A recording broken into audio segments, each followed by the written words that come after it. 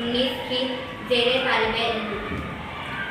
ये हमारा मॉडल है, इसका नाम है इंसानी इखराजी निज़ाम, जिसके अहम हिस्से होते हैं गुर्दे। हमारे जिस्म में गुर्दे की एक जोड़ी होती है, हर एक गुर्दा हमारी मुट्ठी के बराबर होता है। ये गुर्दे हमारी पसली के पिंजरी के बिल्कुल नीचे होते हैं। हमारी रीढ़ की हड्डी के दोनों तरफ गुर्दे खून को छानने का काम करते हैं। सेहतमंद गुर्दा हर मिनट में तकरीबन 1.5 कप खून को छानने का काम करता है।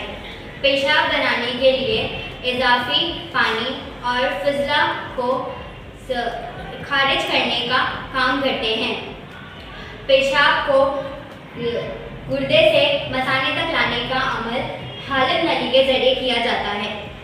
हालिब नली हमारे मसाने के दोनों तरफ एक एक होती है। मसाना हमारे पेशाब का ज़ख़ीरा करता है।